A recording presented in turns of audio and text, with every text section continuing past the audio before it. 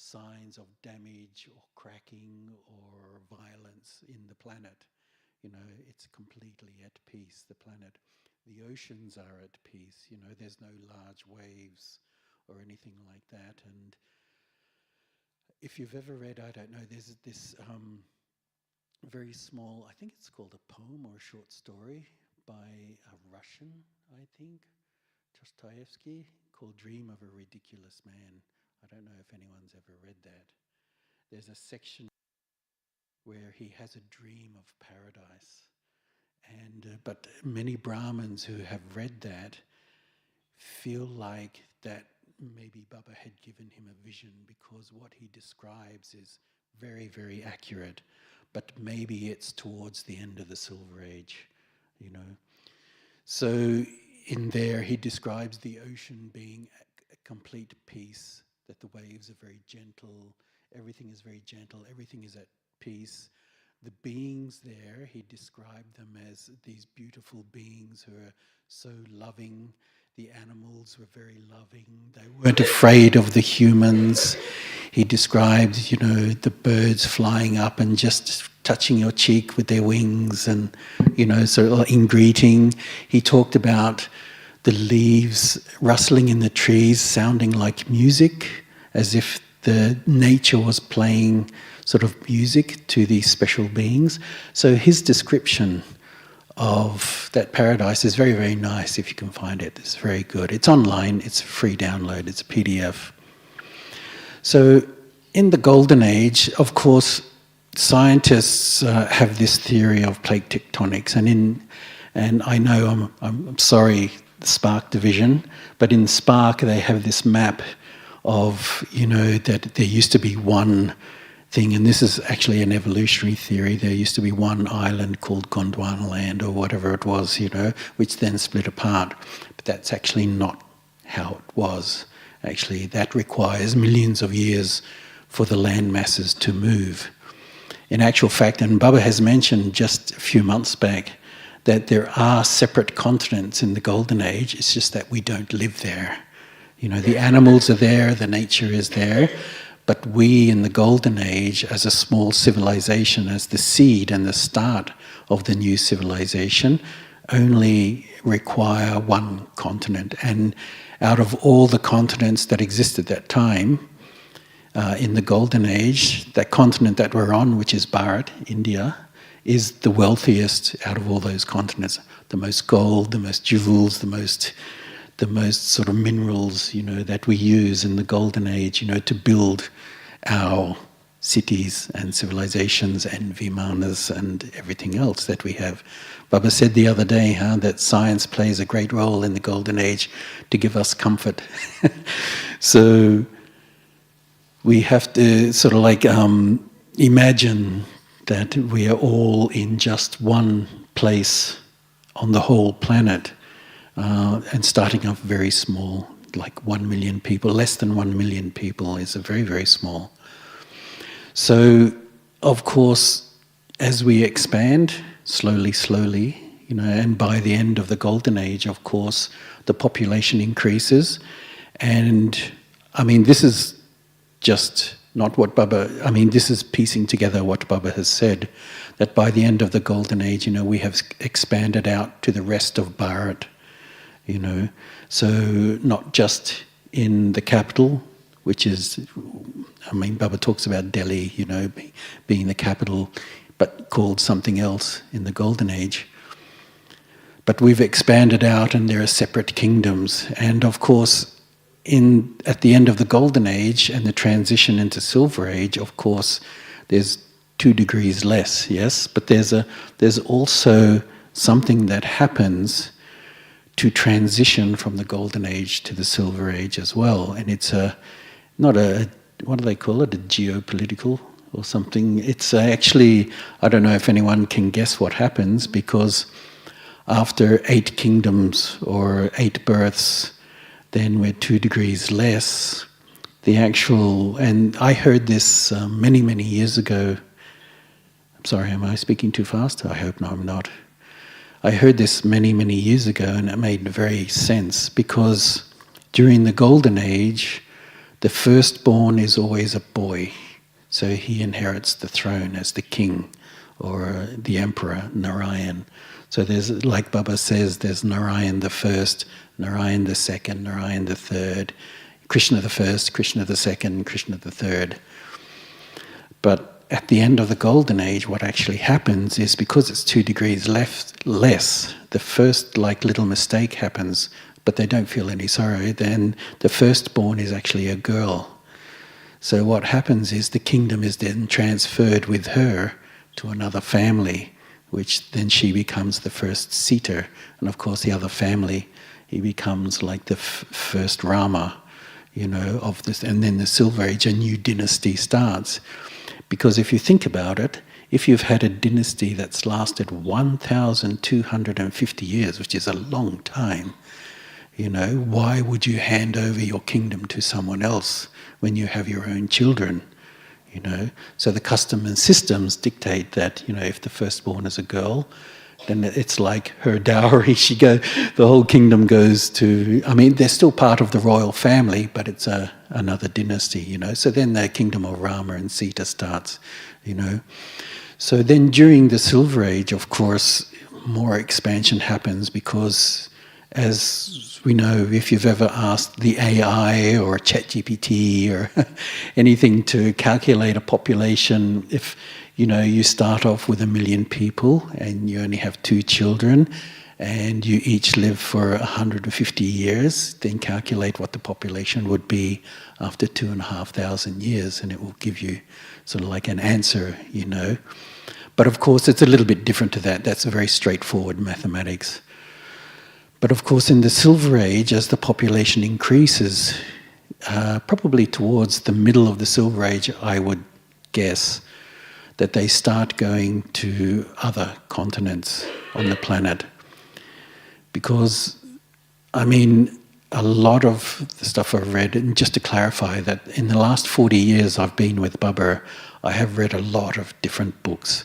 But these are the books that traditional scientists don't like, because they talk about things that they don't, Because if scientists come across something they cannot explain, or they think is a little bit threatening the theory of evolution, or even the theory of how history has played out with ancient civilizations, they will tend to ignore it or put it aside or attack it, And a lot of these books, like Shattering the Myths of Darwinism and other books that talk about this things that they have found that actually don't support and are actually in the opposite of the evolutionary theory, they attack, and they completely go and try and completely destroy the reputation of that person, Because if you think about it, their theory of evolution is their creation theory. It's where humans came from. They cannot accept that, humans have been here all the time. Humans have existed for eternity, and that the earth has existed for eternity. It just goes through different cycles. It goes through different changes. So for them, of course, that is, it's like inconceivable. It's they cannot sort of like fathom how that is even possible, because, of course, they have written out the role of Baba. They have written out the role of Shiv Baba, the creator. They have written God out of everything that they do. So, but if you factor in Baba back into everything, of course, then it's a whole new sort of like a different sort of theory. So the things that are finding, and it's a very interesting time because of the internet and because of AI can summarize, I don't know if you've ever used AI to summarize things on the internet, have you, for searches and things like that? Nowadays you get these little AI helpers for search engines, that summarize everything rather than you having to go through every site and read, everything. They summarize everything. So it's becoming very much easier for people to actually inquire about many things. And now there's a lot of movement in the world about people who are finding out that the things they have discovered about ancient civilizations that they found, like in Egypt and South America and other places, even here in India, that it's not what they're teaching, that they've found, machines and machine marks on stone, and they've found all of these things which, of course, for historians and scientists, it's just, you can't have these ancient civilizations with technology, but many people around the world now, there's a lot of YouTube channels now, there's a lot of discussion about a lot of the ancient civilizations having technology, and maybe that there was one civilization that covered the whole world that was connected, and of course they're getting onto the right track, because for us, we know that we start off at a very, very small place in the Golden Age and we expand. And as Baba says in the Murli, for every king, for every new ruler, they have a new way of they have slightly different way of doing things. So, and Baba even says, the palaces will look a little bit different and other things will be different as well. And then, of course, by the middle of the Silver Age, of course, if they go out into other continents, they will branch off even further because they're away from the main influence of the civilization here in Bharat, so they will branch off even further, So what do we know about, I don't know if anyone's sort of done a lot of reading, because there's quite a few good books by archaeologists who do not adhere to the normal standard scientific principles that they teach, because they have traveled around the world and they have found things which cannot be explained by traditional methods, So there's some US archaeologists which have written some really good books about this, and he's even written a book about that ancient civilizations had flying technology as well, vimanas, So by the middle and the end of the Silver Age, as we've sort of gone through the first half of the cycle, of course we still have technology, we still have the Vimans, we still fly, but they also have nuclear power, and there's a lot of evidence around the world that they actually had they might have let off a few nuclear bombs as well, because there are signatures. A nuclear bomb, when it goes off, leaves a certain type of signature in the ground, because the nuclear bomb is a man-made instrument that combines materials together. When it explodes and, of course, does its fireball thing, it leaves a certain radioactive signature, which they know is a signature by a man-made object. It's not a natural signature. And they've found a few of these all around the world, including here in India, actually. So by the end of the Silver Age, the kingdom has become so spread and so separate that, of course, we're then sort of like 4 to 6 degrees down, or even so, of course, everyone starts getting their own opinion, and the first vices come, like the arrogance, the ego, that I should be like this, and things, the rulers have that sort of like start to get that sort of like that arrogance, if you know what I mean. After it takes 2,500 years, but still it appears, And at that time too, it's like the scientists also get the first traces of arrogance, because at that time, it's like, because they have science, and if you combine a little bit of the vices, like the vice of arrogance, in with science, then they have the feeling that with science we can do anything, we can change anything, So of course this opens up all sorts of sort of boundaries, and if you've read many of these sort of like these ancient mystery books, which I have devoured over the 20 years of reading, sort of like all of these books, because I used to subscribe to a certain community which was investigating all of these things, you know. So I read a lot of books, and I still have them in Australia, actually. And they talk about, you know, the ancient civilizations having, of course, you know, machines, flying machines and things like that, which, of course, modern scientists can't accept. But they have found things all over the world. And, of course, which is one of the first books I read, the UPARTs, they're called out-of-place artifacts, things they find which do not fit anywhere. They don't fit in any civilization, they don't fit in any timeline. They're completely, why are they even there? You know, like I was just looking at something, and this soul was talking about in a mine, 500 feet down in a mine, they found these metal spheres embedded in the rock.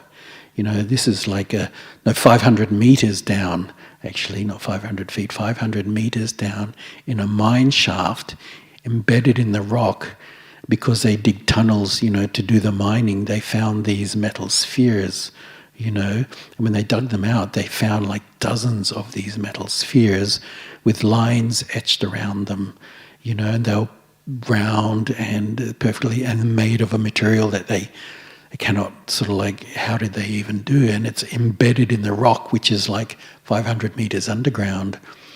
So you can tell what sort of catastrophes happened at the end of the Silver Age to bury a lot of the technology that we had, you know, a lot of the kingdom, you know, because the things that they find, the civilizations that they find, like in South America, here in India, like Mohenjo-Daro and Harappa, in South America, in Peru, the Mayans in Mexico, you know, and South America, you know, and other places around the world. You know, these are the very end. These were structures made at the very, very end of the Silver Age, you know, and most of them actually were made to withstand earthquakes, you know, because, like I said before, the confluence between the Silver and the Copper Age is actually 100 years, because during that period there were incredible upheavals. Now, there's a few books that you can read if you want to read about these upheavals, because many Brahmins who have read these books agree with the theory that this person came up with. And there's a series of books made by one author called Immanuel Velikovsky. And Immanuel Velikovsky was researching ancient civilizations and ancient cultures. And what he came across in the ancient cultures is the story of this fantastic upheaval, like that we know happened at the end of the Silver Age, the earth tilting and everything like that, to change the world so much that hardly anything is left of what it was before. So he came across the same, in these ancient cultures, they all recorded the same event, but modern historians put them thousands of years apart. But they're all talking about the same event. They're all, but they, of course, in those days when they talked about something, they usually wrote it as like mythology, as legends, as mythology. But if you break down that, he said that they're all talking about the same event. So what he did is he lined up that event and then scrapped the modern timeline, and came up with a very, very, I mean, he spent decades on it, but these books delve into the great upheaval that made the earth tilt.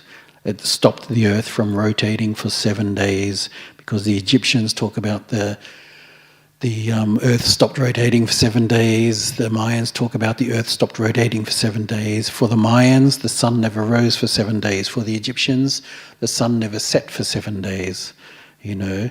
So the earth had stopped. So there was this huge catastrophe at the end of the Silver Age to completely change the earth and put so much stress on the planet that it went into upheaval. It cracked, volcanoes went off, huge earthquakes, whole continents sunk and whole continents came up from the ocean. You know, there's big change from the Silver Age, because they know that all around the world in the oceans there are cities. There are buried cities in the bottom of the ocean. They've found I was just watching something before the other day that they found something off the coast in the Caribbean, that there are pyramids there, and there are streets, and there are there's a grid-like city, but it's 600 meters down in the ocean, you know. So it actually just sunk. And the same with on the bottom of the Mediterranean, on the bottom of the Pacific, off the coast of Peru, there are sort of buried cities and things like that.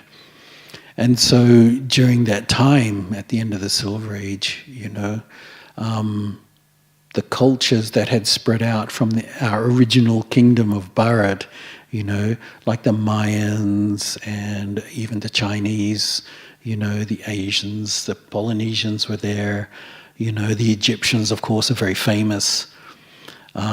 They all recorded this huge upheaval at the end of the Silver Age. So, and it's really interesting, because what they themselves talk about, a lot of the scientists ignore, because they're talking about things that don't fit in with evolution. The ancient culture is talking about things that don't fit in with the theory of evolution, you know. So they say that they're just stories, you know. Like, for example, the Mayans, they have a book, the Mayans, called the Popol Vuh. I don't know if anyone from South America is here. Anyone from South America here? Yeah, so the Mayans have this book called the Popol Vuh, and inside they talk about the Andes Mountains being formed in 5 days, you know, being pushed up from the bottom of the ocean. Is it? We'll have traffic control.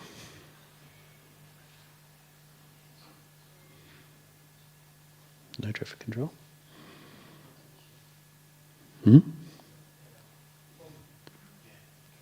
Someone's phone, okay. So it's because it's 5:30. So the big upheaval was like this at the end of the Silver Age, very sort of like dramatic, if you like. You've got whole oceans washing over continents, you know. So, but there's a lot of things, of course, that Baba doesn't explain in the Murlis. He doesn't go into detail, and Baba has said that, you know, the main thing, of course, is yoga, to remember Baba, become pure, you know, spin the cycle for yourself and your own births, because the full 84 births, and become self-aware of who we are, whose children we are, you know, and where we're actually going into the golden age, you know. So he said everything else, of course, is just detail and side scenes, as Baba calls it, you know. But of course, for anyone who wants to explain to others, any Lokik souls, about some of the things that, you know, they've found that they can't explain, because if you talk about to Lokik souls that, you know, ancient civilizations had technology and flying machines, they'll sort of like laugh at you, because that's not what they were taught at school, you know. So of course, to have some sort of arsenal of knowledge or information that you can explain to others is really handy. So, which I found explaining to others. So, I mean, having that sort of information is, for me anyway, it was very nice in sort of like explaining to others, especially when doing the courses. If they stayed right up until the cycle, because when I did the course, there was like 7 or 8 people started, and by the time the cycle came around, I was the only one left. So it means that I was Baba's child, you know, so I stayed through the cycle and through the tree, and then kept going. So if you get to those sorts of souls, there are many souls who want sort of like at least some clarification, because things like dinosaurs, you know, dinosaurs are very popular, what they call popular culture. The media has made them into popular culture, you know. But if you really go into dinosaurs, and actually, and you can do this with AI as well, because it summarizes it for you, it's very interesting. you realize that actually they haven't found very much. They have found a lot of fossils, things like dinosaurs, but not a lot. Like for example, the very famous dinosaur is the T-Rex, Tyrannosaurus Rex. That's very famous, because it's been made famous by films and media, But they've actually only ever found less than 100 fossils, and some of those are only a single bone, maybe a leg bone or something like that, not the full set. There's only one skeleton. I think that's about 80% complete, But the question, of course, is on many people, I get asked anyway, so where did dinosaurs come from? I mean, we know the Baba says, and Baba said it the other day, Krishna turned sort of dark because he got bitten by a snake, they say that, and he turned dark, But Baba said, of course, there's no snakes in the Golden Age that would do that, But does that mean that there are no snakes in the Golden Age, or that there are just no snakes that are poisonous in the Golden Age? Because I've heard Baba say there are no snakes in the Golden Age, because all reptiles are cold-blooded, They cannot regulate their internal temperature. They need an external source, to regulate the temperature. And if they go into a cold climate, they hibernate. Like snakes bury themselves underground, tortoises bury themselves underground, And they're not exactly what you would call beautiful creatures, because in the Golden Age, Baba says everything is beautiful. So like the animals are majestic and the beautiful, and the birds and everything is at peace. Yet here we are with these sort of like animals that actually devour anything they can get their jaws around, So where do they actually come from? And that's actually a very big question that we might go into a little bit later, because there's actually no clear answer, but there are a couple of theories, that Brahmins have come up with, and so that we can talk about later. But I just wanted to sort of like just summarize a few things around the world that, what scientists actually think the actual institution of science is actually having a bit of a crisis at the moment. Many people don't realize this, because if you listen to lectures by like very strong-minded scientists who want honesty and clarification in their work, they all say that science has reached a period of mediocrity where science is governed by money and corporate interests and, funding, basically.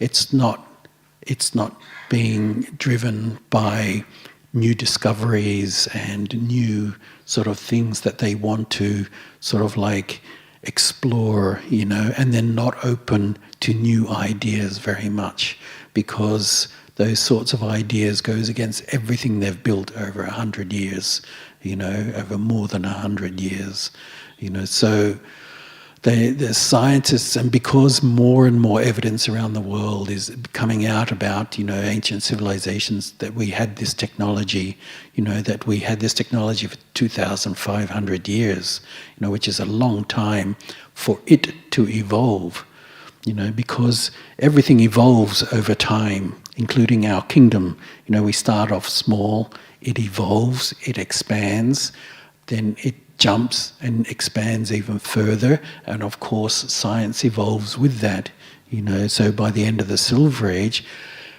they and many Brahmins think that the deities actually started exploring the solar system and going to other planets as well, just to have a, because we have scientists in the Golden Age, Baba said the scientists here that, will go there and they'll build these machines for us, So we do have scientists there, and we have scientists at the end of the Silver Age, but of course curiosity, if you have the ability to fly around the world in, Baba says, less than a telephone call. He says you can take your Vimana and fly to the other side of the planet in less than a telephone call. That's very fast, So there's some sort of technology which of course, is like anti-gravity, because otherwise, if you do that normally, your body would, all your organs would be smashed, by what they call G-forces, huh? The fighter jets go through G-forces, I mean, I have a background in the Air Force, so, as a kid, I wandered around all the hangars full of aircrafts and things like that. So, interesting sort of upbringing. So, that technology they already have here, but they have it in secret. The Vimana technology, they already have it, but they've kept it secret because there are so many what they call bad players in the world, leaders who have very bad intentions. If they had this technology, they would take over almost every country around them, in very short time, so they keep this stuff very, very secret, So, and they're waiting they know that the world will fall apart, funnily enough. They do know that, they can see it, so they're waiting for it to fall apart. So, this sort of technology, you can imagine after 2,500 years, what sort of things they have branched out from this sort of technology. So there's evidence actually, and in ancient writings, that they actually went off and started exploring sort of like other places, and there may have been other planets with some sort of life on it. And this is one of the theories about dinosaurs, just to branch off a bit, is that they may have have their own world on another planet. And of course, that the Earth has something called a sister planet. You know this? We have a sister planet. There's another planet, Venus. Venus. Everyone's heard of Venus. This planet. It's almost exactly the same size as the Earth. It has 9/10 the gravity of the Earth, and it's made in the same composition as the Earth. But the problem with Venus is that it's completely, of course, it's close to the sun, and it's completely in upheaval. It rotates backwards, actually. It's been disturbed a lot, because it rotates backwards. It goes around the sun faster than it rotates in one day, So 1 year is quicker than 1 day on Venus, So there's a lot of Brahmins who think that maybe, all of these animals that actually aren't very nice, that won't be in the golden age, because they have to actually start from somewhere. They have to come from somewhere. You just can't create, hundreds of species of snakes, all of a sudden, so they have to come from somewhere. So one of the theories that Brahmins have come up with, is that maybe they had their own world, which was, and if you've ever, I don't know, at school, there's that popular thing. They have the scientists and the evolutionists. They talk about, the Jurassic period and the Triassic period and the other periods of sort of like hundreds of millions of years ago, But maybe all of these animals, like the cold-blooded animals, had their own world, which was like that Jurassic world that scientists have this in their sort of like imagination, but also that they've found fossils like plants and sort of like some of the fossils of these animals, So maybe at the end of the Silver Age, and this is a big maybe, and this is just, something, because everything has an origin. Huh? We have an origin. Baba has made the Golden Age. The Golden Age has an origin, but it has an origin at the Confluence Age, And so everything has an origin. So, I mean, this thing about where do some of these things come from, you have to think a little bit broader and more even like almost fantastical, because by the end of the Silver Age, it's such a big global kingdom, that we're in different continents and building sort of like cities and civilizations in different continents by the end of the Silver Age, that some of these things are still left over even 2,500 years later from the end of the Silver Age. Even here at the end of Kali Yuga, they can find them and wonder how did they even build those things, Because there are sort of like at the end of the Silver Age, they were building really big buildings. I don't know, if you've ever sort of read about some of the ancient sort of cities they've found, but the buildings, like even in Lebanon, you know, in the Middle East, some of the stonework is just absolutely fantastic, but the buildings are huge. You know, you've got stones that are 1,000 tons, you know, stone blocks that are 1,000 tons, and they're perfectly cut. You know, they fit together perfectly. You can't fit a piece of paper or a credit card in between them, you know. How did they move them? And of course they can't answer that. You know, they think it's just ropes and pulleys, you know, but a 1,000-ton block of stone is a very hard thing to move, you know. So scientists sort of like, I mean, especially in a place like Egypt, you know, which is, of course, a very popular place, destination, which Damien has been to a few times, huh? How many? 3 times, yeah.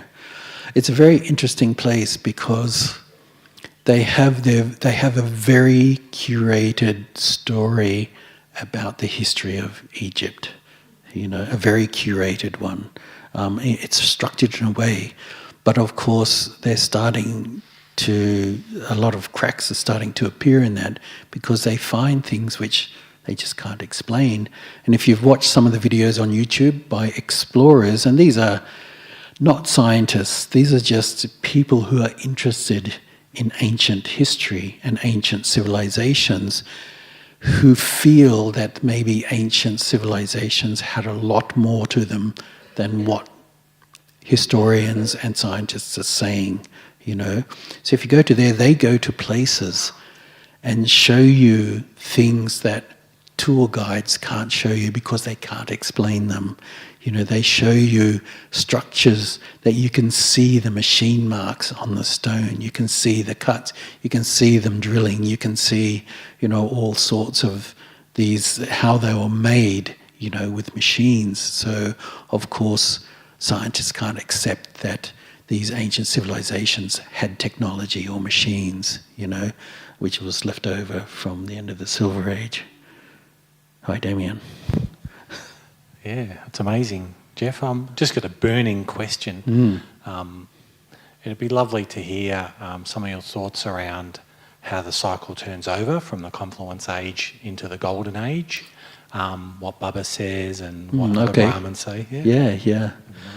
So when I came to Bubba, I had quite a lot of visions. And one of the visions, after I was actually living in a brother's house, it was about a year after I came into Bubba, I had the vision, and I can say that it was a vision of how the cycle was turning.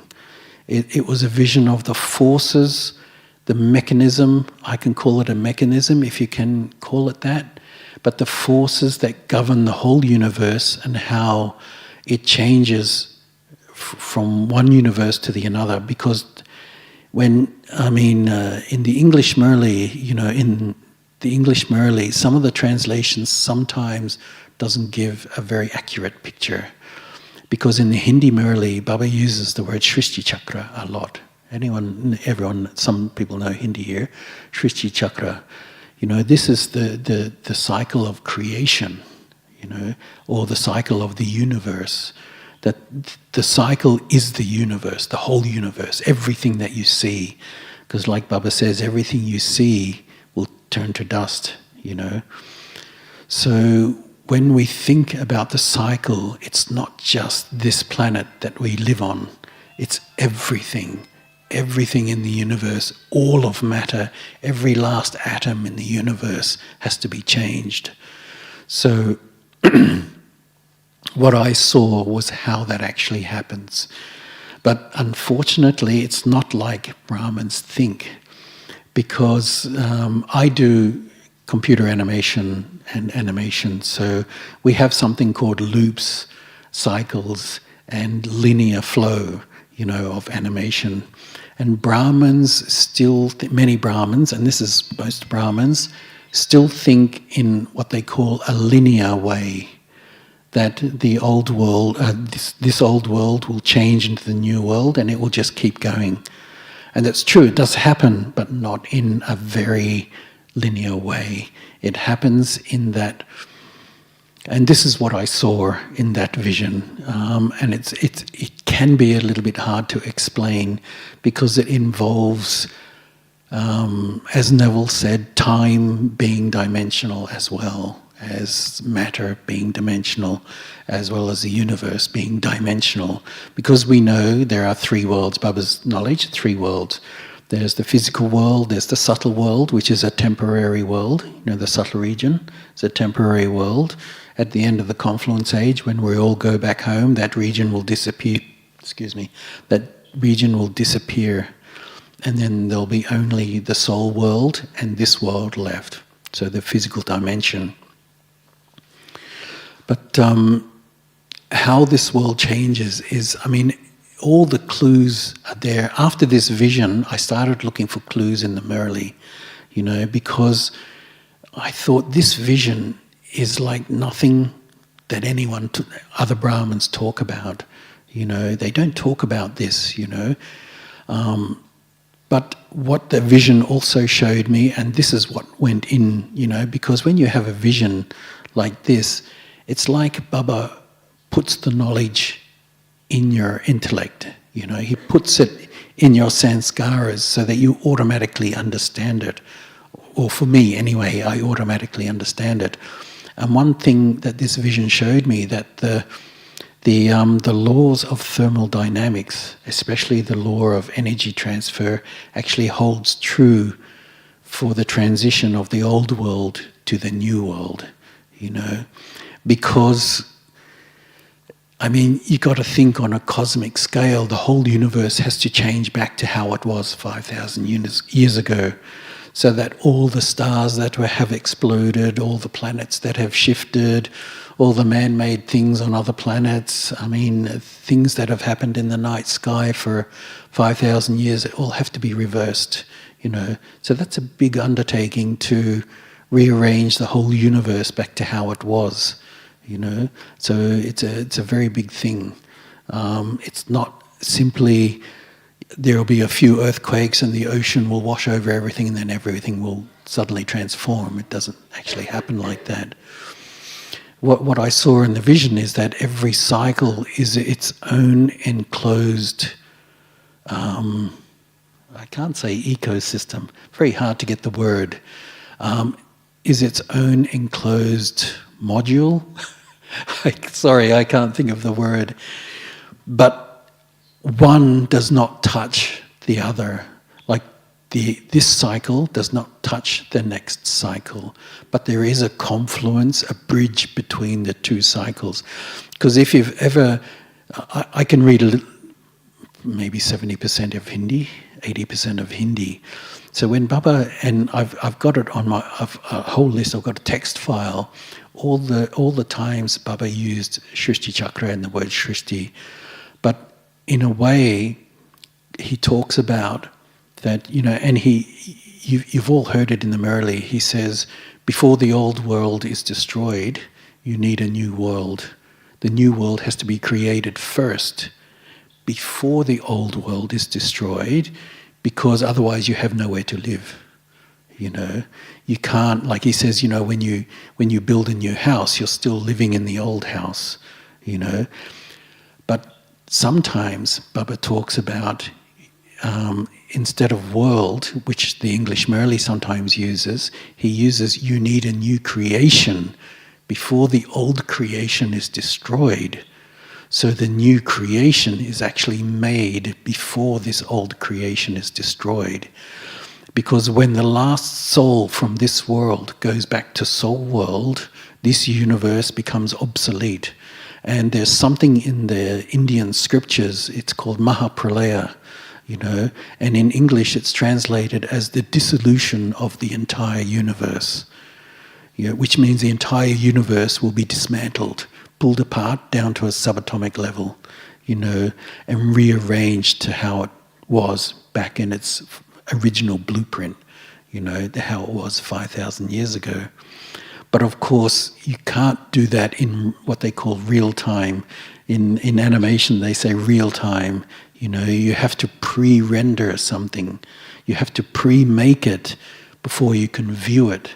You know, so In the same way, Baba says, you need a new creation before the old creation is destroyed. So you need a new world before the old world is destroyed. So the new world has to be made ahead of time. So this is, of course, where the advanced party is, because everyone wonders, where's the advanced party? You've got Mama leading the advanced party. You've got so many Brahmins there who have taken birth there, and so these sorts of things, you take into sort of like consideration, what Baba says. And of course, there are small lines in the Murli which are fantastic, but when you put them in a really bigger concept, they take on a whole new meaning. It's like Baba has the Murli which we hear superficially, which is just a throwaway line, like everything you see will turn to dust. You know this line in the Murli, huh? Everything you see will turn to dust, But think about it. If you look up into the night sky, you are seeing the whole universe, basically. Everything you see will turn to dust. The whole universe will turn to dust because it has to be rearranged back to how it was 5,000 years ago. But of course you can't do that in real time because then we have nowhere to live. The advanced party have nowhere to live.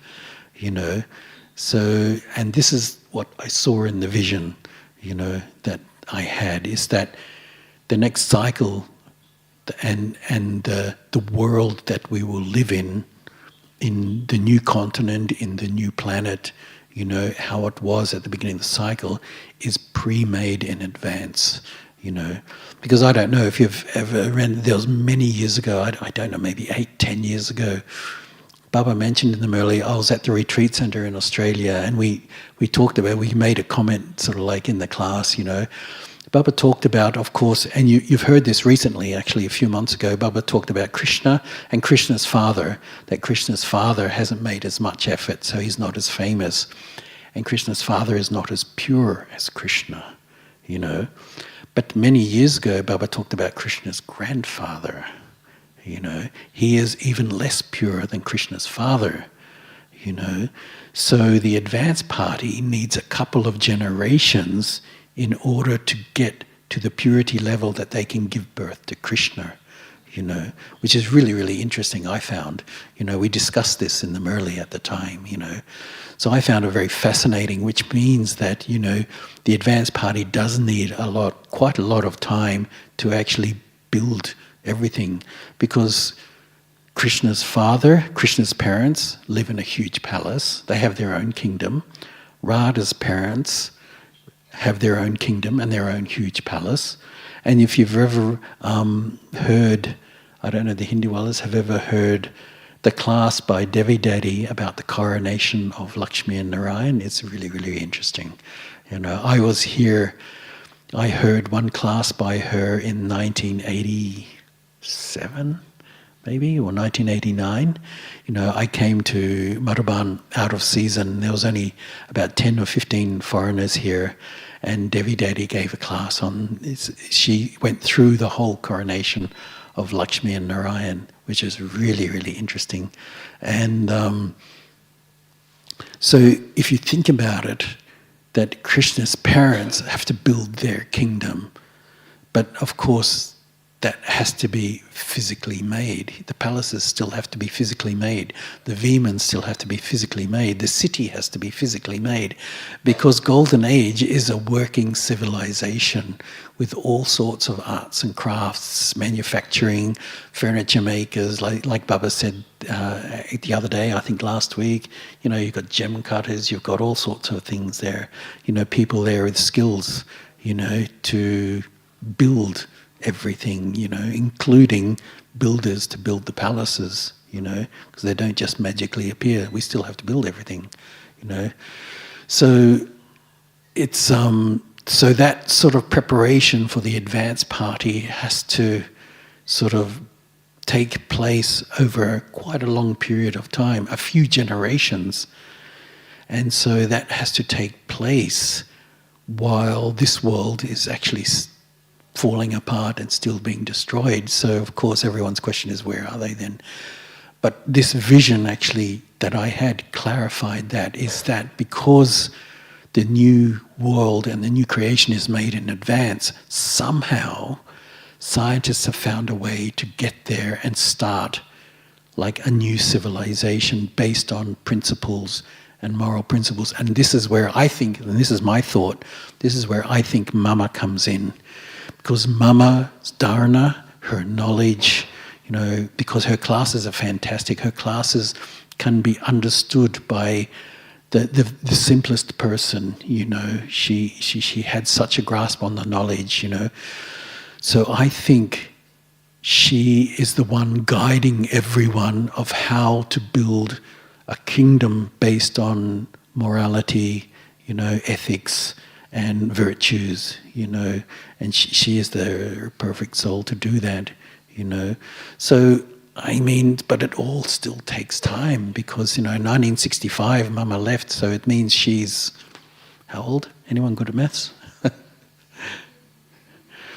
So 1965, so she's like, she's 60. Yeah. So, so that's a long time that she's been preparing everything, or helping to prepare everything. And of course, the advanced party is getting bigger because we know that Nuerbai and sort of like, all the senior brothers, sort of, Bridgman Bai, they're all gone into the advanced party because, they've made so much effort, they won't come back. The daddies won't come back here, not into this world. Because Baba says, once you're pure, you can't take birth in this world. If you've reached your highest pure state, like Daddyji did, or, the other daddies, like Daddy Janki, you can't take birth in this world, sir. They have to take birth in the advanced party.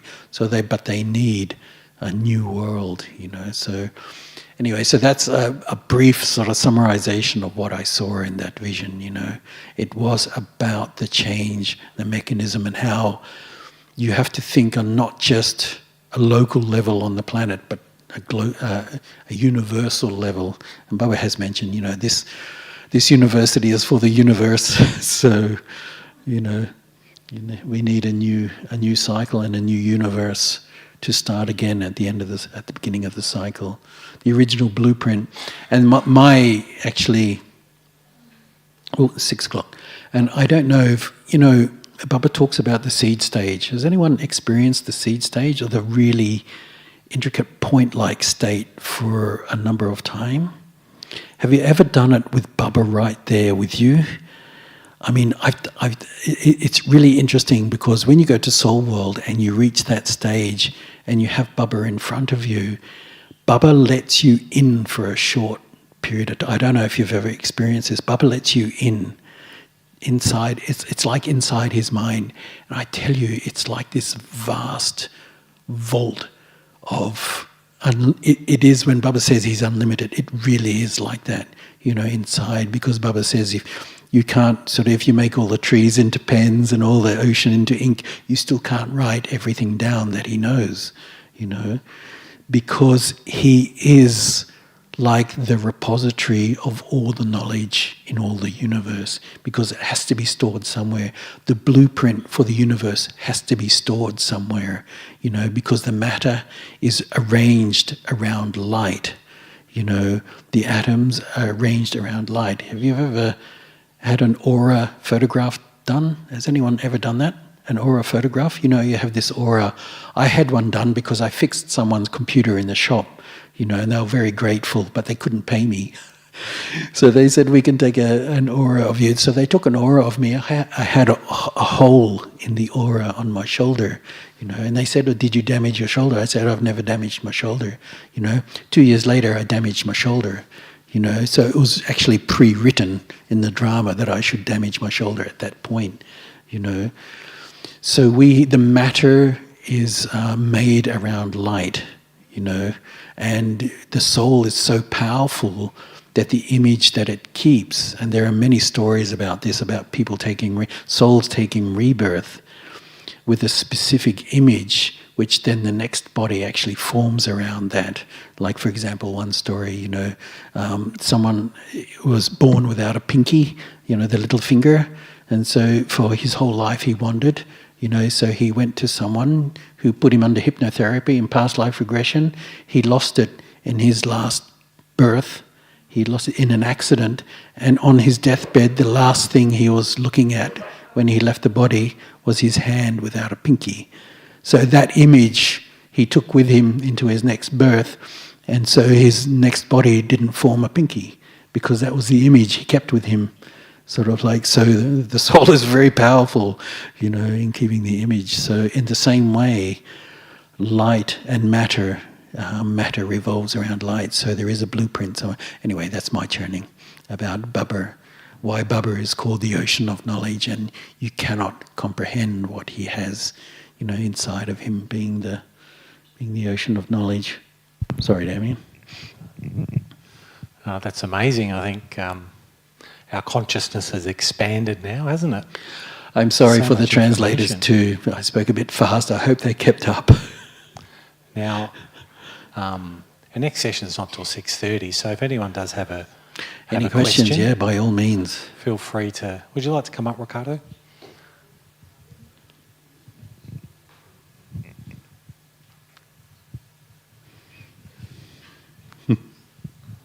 Nice walk. Thank you, Shanti. Well, thank you for the sharing. I have a question also, maybe useful for service. Some souls, they describe that they have some out-of-body experiences. There are some teachers, they receive some information. Even near-death experiences also speak to this. And there seems to be some wisdom that they can access. And sometimes I wonder, well, who those who hold the wisdom are, and what these souls are. Are they part of a different branch and so on? It's interesting, because you mentioned near-death experiences, because I was a member of the International Association of Near-Death Experiences. Actually, it's called IANS. And Australia had a branch of that called Australians, the Australian International Association for Near-Death Experiences. So I used to get this newsletter, and a lot of interesting things, Many souls meet Baba. They go through, near-death experiences is when, of course, someone has a heart attack, the soul leaves or jumps out of their body, and of course the medical professionals are trying to restart their heart again, or at least, save the patient, So during that time of death, for a minute or two, the soul might be hovering above its body, or it might go into different stages. Usually many souls go through a tunnel, and then actually many souls actually meet Baba. They say they meet this great light, they feel unlimited love, unlimited peace, But of course, Baba knows what's in the soul. He says he's not Antaryami, but he is really. He actually knows the history of each soul. He can see and access, because each soul has a recorded part. So it's easy to flip, and I've experienced this just a couple of times, that looking at a soul, it's like all of a sudden, and I had this, in meditation, all of a sudden you can see the whole history, and it's like a book. You can flip through, you can see the story of the soul. So Baba has access to that when he wants. He doesn't do it, of course, all the time. He's got other things to do, like create a new world. But of course, he can show that soul some of the things, like, for example, a dead relative might come to that soul and guide them and say, look, you have to go back, you have a responsibility, or things like that. But that's Baba giving a vision, because Baba knows that that soul means a lot, to that person. So as a gentle guide, then he will do that. Like, for example, a Christian, some Christians have had near-death experience. They see, Jesus Christ there telling them to go back, that they needed, and you have to do, this. Of course, we know that Jesus and Christ, because they're two separate souls, are both here in this world, taken rebirth after 2,000 years. But Baba uses the faith, to guide that soul in a certain direction, to give advice. Like, for example, here in India, he says, if someone wants a vision of Hanuman, he gives them a vision of Hanuman. It doesn't matter that that being doesn't exist, but it's to help that soul, on its journey, But it also, there's another thing as well, is that, of course, there's the astral plane in the physical world as well. I don't know if I've only travelled it once, and very scary, I did it by accident after Amrit Vela, never sleep out, I can say never sleep after Amrit Vela, but you have a rest after Amrit Vela. Sometimes you get weird dreams. Anyone ever had that after Amrit Vela? You get pretty strange dreams. But one time I went flying out of my body, and but there are good and bad souls in the astral plane, and many ancient cultures, like for example the Native American peoples, a lot of their shamans have chosen to stay bodiless in that place as a guide, to their people, And it's the same with the Aboriginals in Australia. They have the spiritual head or the shamans that sometimes, guide their peoples to help them sort of like along. So I think there are good and bad souls in the astral plane, but also Baba does a lot as well through visions. Baba holds the key, to sort of like guide some souls. But it depends on the soul's part, and because I don't know if you've ever noticed that, you've ever read about, everyone knows Mother Teresa, huh? Mother Teresa famously said, in all of her time that she was devoted to Christ, she never got any message from God.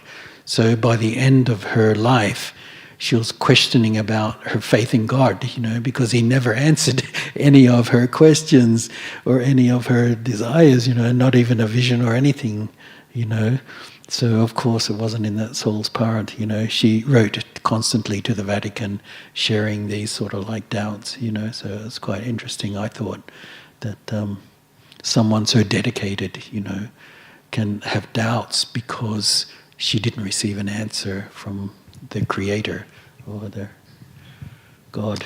So, sorry, did that answer your question? Yes.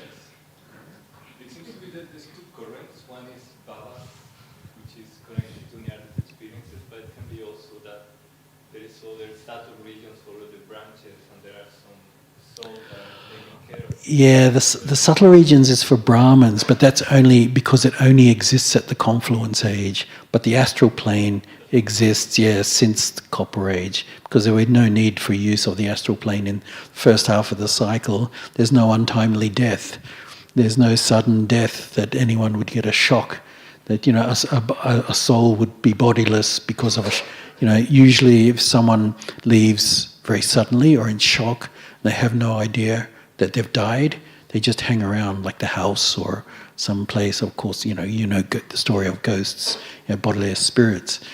So there's none of that in the first half of the cycle. So, but I don't go too much into that because I know some souls, old Brahmins who have gone into that and now they're no longer with Baba, and they themselves got possessed. Because as soon as you turn your intellect to them, you're actually signalling the souls who are not so nice there that you're interested, and so they will latch on. Yeah, many Brahmins have experienced that. All right, we might have to wrap up there. So thanks again, Geoff. That was That's really, all right. Any other questions? really uplifting. But just a little note. We've got a little bit of a thing. We can have another question or two. But if anyone did want to go to Shantivan tomorrow on the trip and they haven't paid their 500 rupees for the vans, if you please go to the global office before 6:20. So I've got 10 minutes because we need to book these vans. That's just a little note. I saw 2 hands come up. Another question?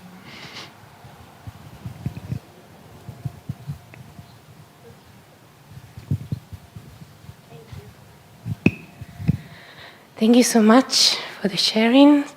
My question is, based on your investigation and understanding and churning, what are your thoughts about the end of the cycle in terms of years?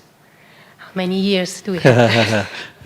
This is the great question. Baba says, even in the 60s, Baba says, why do you ask such questions? But I mean, Baba said the other day, yesterday, the day before, he says, you know, the 100 years, but he said at least 100 years. He said at least. So 100 years, but of course when Brahma Baba became Avyakt, and the first time Avyakt Bapdada came on the 21st of January, one of the first things they complained about was that you promised that Brahma Baba would be here to the end, you know. And Baba said, of course, he's here, but just in a different form. But Baba has actually said the part of Brahma is still 100 years. So is it that after 100 years that Brahma Baba will take birth as Krishna? You know, because then the part of Brahma is over after 100 years. But still, if Baba takes birth as Krishna, will this world still go on for a number of years after that? Because destruction will still take time. But then again, you know, Baba has said that, you know, everything happens suddenly. You know, you cannot understand that things change in a very short amount of time. This is what scientists can't understand, that things can change. What we call blink of an eye, that's saying it, but in a very, very short time. You saw COVID, Within a few months, the whole world was shut down, you know, because of a bit of an overreaction. But I mean, but the world shut down, you know, and so for a year and a half, nearly 2 years, sort of like things were very different to what people were used to, you know.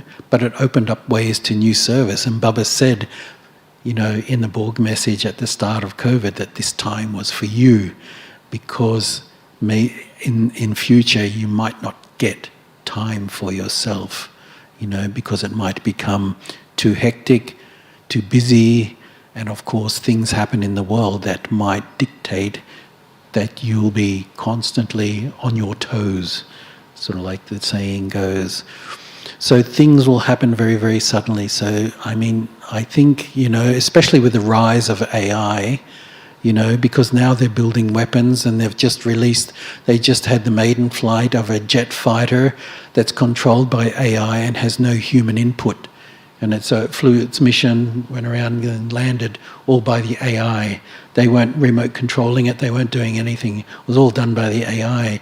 And they've built a tank which is controlled by the AI. There's no one inside, you know, so it did all of its routine and everything like that. And it passed all the scores better than humans, you know. So the rise of AI means that AI might go more and more into defense. But if the AI gets smart enough, it might realize that human beings in this world are really bad for the planet. Sort of like, you know, all we do is destroy each other and destroy the planet. So that's its idea of human beings at this time of the cycle, you know, at the end of the cycle. You cannot live together, you fight each other, you know, you're destroying the planet, you're polluting the planet, you know, you can't stop yourselves and you can't control yourselves, so it's better you leave. You know, so it might actually be the one to press the big red button that launches, you know, 25,000 nuclear warheads. You know, so who knows? But it will happen suddenly. All right. Time for one more question. There was 2 hands before. Yeah, please come forward. Thank you, Geoff. It's been fascinating. So I read a publication on dinosaurs by the Spark Research Centre. It touched on carbon dating but didn't go into it. But just wondered if you could explain what's wrong with how scientists measure thousands and millions of years of fossils. Yep. Yeah, So carbon-14 dating is a very old technique, but it's still not totally accurate. But the problem is, and this is mentioned in a really good book that you might want to take down, it's called Shattering the Myths of Darwinism. Now this book is written by an author he was a scientific writer for all the big science magazines around the world. You know, so he's a scientific journalist. He's not a scientist himself, but he came across, when he was doing research on some theories, some specific ideas of evolution, he was shocked by what he found. And he went into the whole beginning of evolution and how it all came about, including all the dating methods.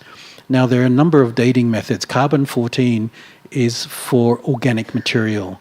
You cannot carbon-14 date rocks, you know. But the problem is, and the book mentions this, and I put this book through the AI. You know, Google has this AI podcast. Have anyone explored that? You know, it's really, really interesting. You know, I put the book as a PDF into the AI, and the AI read the book. Of course, it does it in quite a short period of time, just a few minutes, you know, and then it generates a discussion about the book, you know, but you can guide the discussion. You can say, please just discuss, and I did this, discuss the dating techniques that are mentioned in the book, you know, because there are a number of different dating techniques. There's a dating technique for organic material, there's dating technique for rocks, you know, and many different, a few different techniques.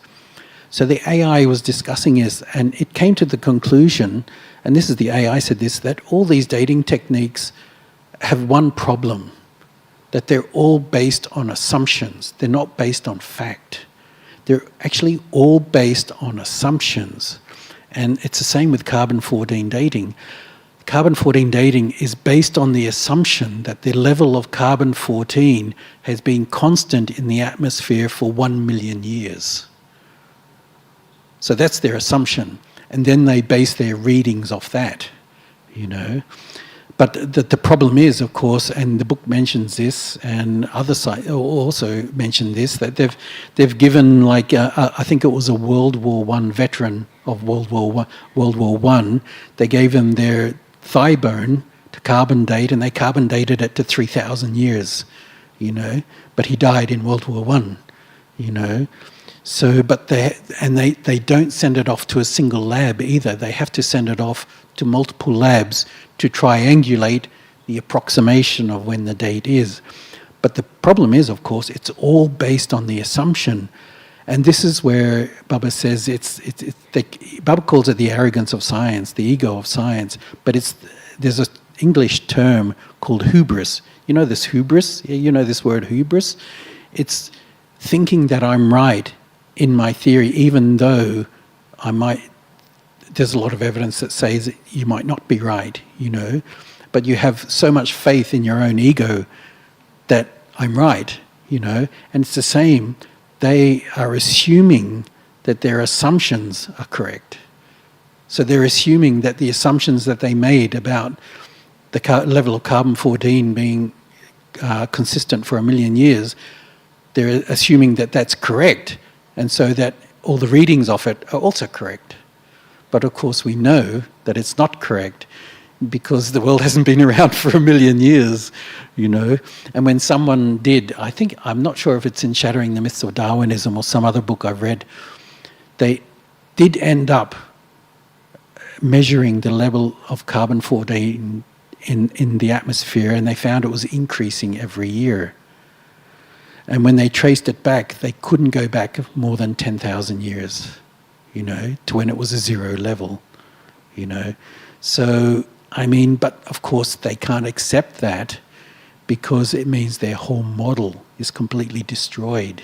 Their whole theory is completely destroyed. So they can't take that. And they will defend the theory like religious zealots, you know, which is what they do. And it mentions this in this book, Shattering the Myths of Darwinism, how they attacked him, but they never faltered any scientific evidence in the book. They just attacked his character and discredited him, you know, in the eyes of the world, you know, because everything he mentioned about scientific evidence being to the contrary of the evolutionary theory. So very interesting sort of like read. But yes, in terms of dating, yeah, all of the dating methods are based on assumptions because they haven't been around for 1 million years to actually measure everything, you know. Yeah, so it's all based on assumptions. So theories. It's no assumption but it was a really good talk. That's the truth. Thanks, Geoff. All right. Big Thanks, round of everyone. applause for Geoff. Oh, thanks, everyone. And so we'll just have a minute of silence, and then you can have a little stretch, and then David Kowalski's going to be playing some music for us for our 6:30 to 7:30 meditation, so we'll be able to really hit those spiritual heights. Thanks.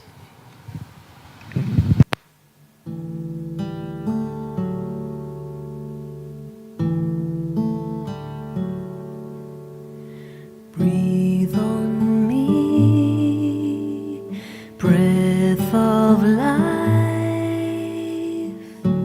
Shake the dust from the stars tonight. Light a candle in my name.